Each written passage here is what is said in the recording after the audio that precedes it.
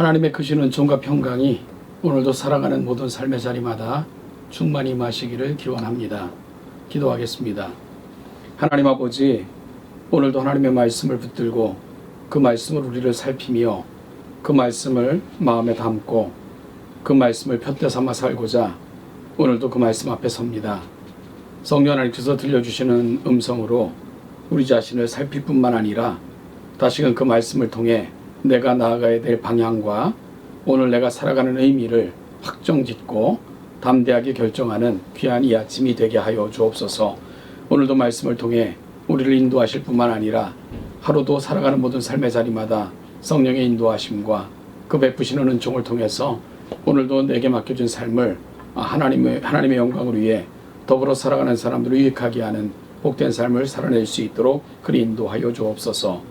오늘도 말씀을 들을 때 깨닫게 하시고 말씀을 통해 하나님의 기품을 통달하는 귀한 이 아침이 되게 하옵소서. 예수님의 이름으로 기도하옵나이다. 아멘. 오늘 보실 하나님의 말씀은 누가복음 6장입니다. 1절 말씀부터 11절까지 보겠습니다. 누가복음 6장 1절로 11절 같이 보겠습니다. 안식일에 예수께서 밀밭 사이로 지나가실새 제자들이 이삭을 잘라 손으로 비비어 먹으니 어떤 바리새인들이 말하되 어찌하여 안식일에 하지 못할 일을 하느냐. 예수께서 대답하여 이르시되 다윗이 자기 및 자기와 함께한 자들이 시장할 때 한 일을 잊지 못하였느냐. 그가 하나님의 전에 들어가서 다만 제사장 외에는 먹어서는 안 되는 진설병을 먹고 함께한 자들에게도 주지 아니하였느냐. 또 이르시되 인자는 안식일의 주인이니라 하시더라. 또 다른 안식일에 예수께서 회당에 들어가서 가르치실 때 거기 오른손 마른 사람이 있는지라.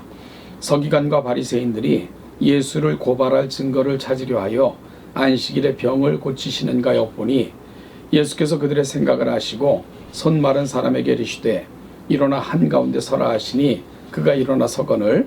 예수께서 그들에게 이르시되 내가 너희에게 묻노니 안식일에 선을 행하는 것과 악을 행하는 것, 생명을 구하는 것과 죽이는 것 어느 것이 옳으냐 하시며 무리를 둘러보시고 그 사람에게 이르시되 내 손을 내밀라 하시니 그가 그리하매 그 손이 회복된지라.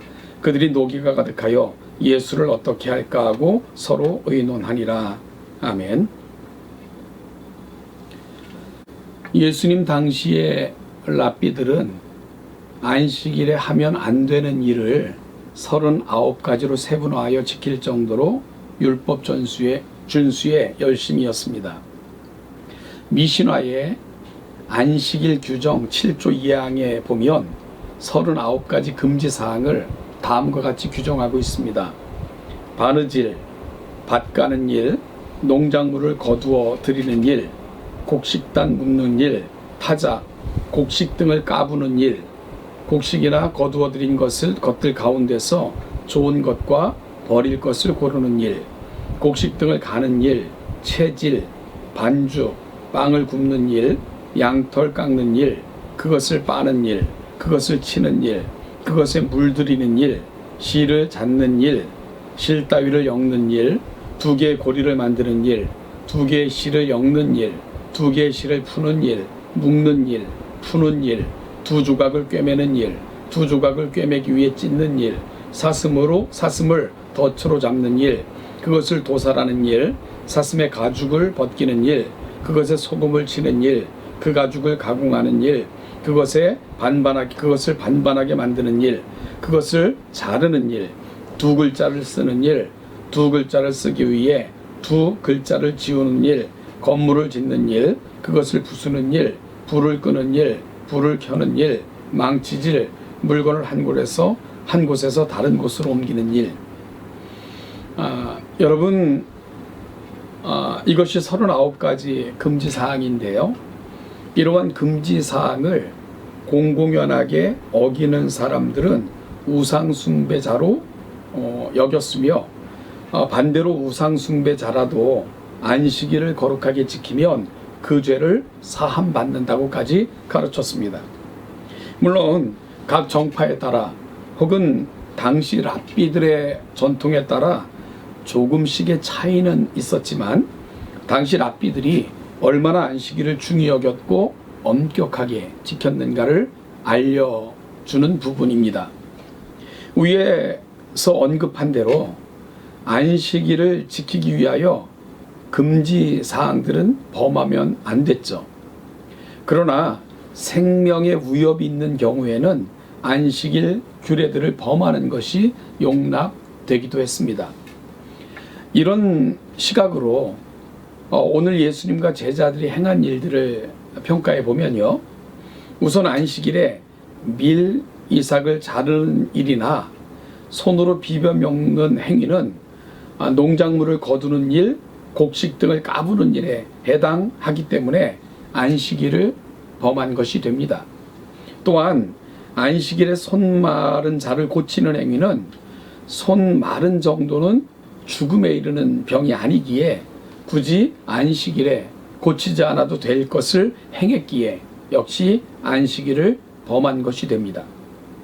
그래서 바리새인들은 안식일에 이삭을 잘라 먹은 예수님의 제자들을 안식일에 하지 못할 일을 행했다라고 비난한 것이고요. 손 마른 자를 고치신 예수님을 그들 또한 비난한 것입니다. 이에 대해 예수님은 왜 하나님께서 율법을 주셨는가에 대한 근원적인 질문으로부터 시작해서 답을 찾아가셨습니다. 우선 안식일에 제자들이 밀밭 사이를 지나다가 밀 이삭을 까서 먹은 것 때문에 예수께서 안식일을 어겼다고 비난하는 것에 대해 예수님께서는 다윗이 안식일에 성전에 들어가서 그에게 금지된 거룩한 떡을 먹은 것을 들면서 제자들을 변호하셨습니다.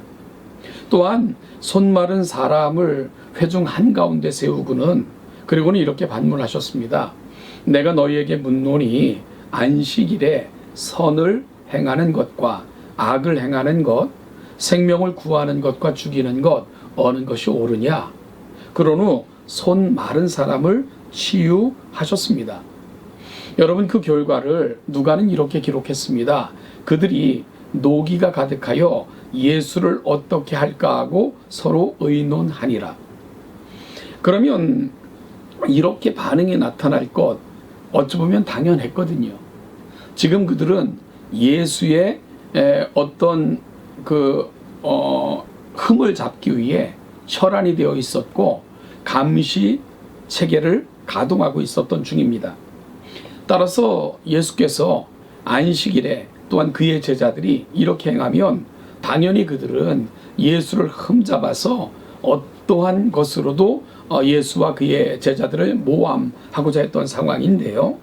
예수님은 왜 이런 반응이 나타날 것을 아셨으면서도 마치 도발적으로 보이는 이런 행동을 하셨을까요? 5절이 예수님의 행동의 이유에 대한 실마리를 제공해 줍니다. 인자는 안식일의 주인이니라. 여기서 우리는 이 선언을 통해 두 가지를 생각해 보아야 합니다. 하나는 안식일을 지으신 분이 하나님이시라는 거고요. 따라서 안식일의 주인은 하나님이 되십니다. 둘째는 그 안식일의 주인께서 지금 안식일에 행하신 것들이 있잖아요. 그렇다면 안식일을 지키는 사람들이 그 안식일의 주인께서 행하시는 것들을 주목해 보아야 하며 안식일의 의미를 그런 주님의 행위 속에서 찾아야 한다는 것입니다. 그러면 이런 관점에서 오늘 본문을 다시 점검해 보면 우선 바리새인과 서기관들은 이 안식일의 주인이 하나님이시라고는 생각을 했습니다. 그런데 안식일의 주인이신 그분께서 행하시는 것들을 비난했고 신란했습니다. 결국 이게 어떤 모습인가요? 과거에 저를 매우 힘들게 하셨던 분이 계셨습니다. 그분은 제가 없는 곳에서 입버릇처럼 이런 말씀을 하셨다고 들려왔습니다. 담임 목사님의 뜻입니다. 그러면 함께 했던 사람들이 하고 싶은 말도 못하는 거예요. 왜냐하면 교회 공동체는 참 순하고 좋은 마음의 소유자들이 많아서 그래도 담임 목사님의 뜻이라고 하면 따라주려고 노력들을 했기 때문입니다. 그런데 그분이 담임 목사님의 뜻이라고 하는 말들은 대부분 제 생각과 저와 나누었던 대화와는 상당한 차이가 있었습니다. 그리고 또한 많은 부분에서 왜곡되어 있었고요. 결국 그분은 자신의 뜻을 관철시키기 위해 담임 목사님의 지위와 이름을 이용한 것입니다. 오늘 바리새인과 서기관들의 모습이 꼭 그와 같다는 것입니다. 그들은 자신들 나름대로의 선을 그어놓고 이 선을 넘으면 죽는다고 말했습니다. 그 대표적인 것이 바로 안식일 문제였습니다. 하나님께서 안식일을 허용하신 것은 진정한 쉼과 하나님과의 교제를 위함입니다. 따라서 안식일은요, 하나님께서 피곤하셔서 쉬신 것이 아니라 하나님께서 창조하신 피조물들에게 진정한 쉼을 허락하여 주시고 그들에게 복을 주시기 위한 날이 바로 안식일입니다. 그래서 이 날을 복되게 하셨다라고 성경은 기록하고 있는 거죠. 따라서 이 날을 하나님께서 이런저런 조항들, 규정들, 금지 사항들을 만들어서 인간들을 얽매셨을 리가 없습니다. 심지어 그들의 39가지 규정에 의하면 어렵고 힘겹게 살아가는 사람들, 예를 들면요, 장의사들, 쓰레기를 치우는 자들, 아니면 허드렛 일을 하는 사람들은 이 진정한 안식에 아예 참여할 수 있는 길이 막혀 버렸습니다.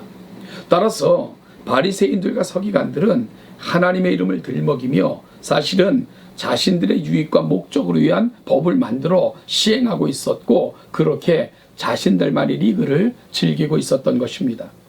주님께서는 분명하게 이를 바로 잡으시고자 하셨던 것입니다. 그래서 분명하게 말씀하시는 거예요. 안식일의 주인은 인자가 안식일의 주인이다 라고 말씀합니다. 그러면서 자신이 행하는 것이 진정한 안식일을 제정하신 하나님의 의도이고 목적인 것을 분명하게 드러내고 계신 것입니다.